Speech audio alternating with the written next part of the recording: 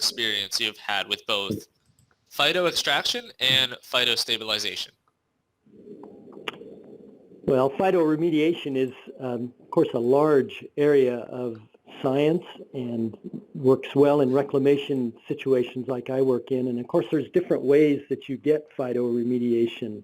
And you mentioned two of them, phytostabilization, but there's also others that are like phyto uptake or plant uptake and accumulating of contaminants. And of course, there are others that have to do with just the fact that the roots of the plants change the environment. So the microbes are more active and can either bind or degrade some of these contaminants simply due to the plants being there and providing organic matter for the microbes to work. So anyway, phytoremediation covers sort of a broad area of processes that occur in the environment to sort of decontaminate areas.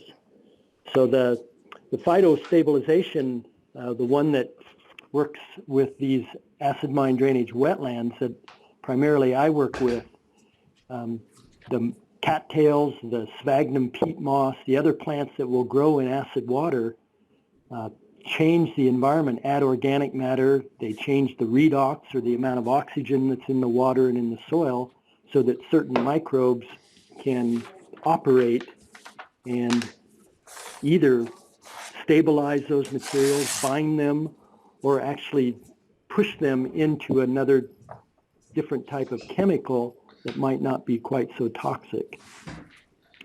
The one that often people talk about is phytoaccumulation, or they're called sometimes hyperaccumulator plants, where the plants actually take up the contaminant, like aluminum or chromium or cadmium. But that's not very common. There's only really a few plant species that are willing to take up those contaminants.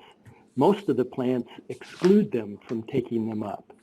So when we talk about hyperaccumulators, that's a relatively small group of plants that accumulate those metals, translocate them up into the shoots or to their fruit, and then in those cases we'll cut that biomass off and then haul it away somewhere.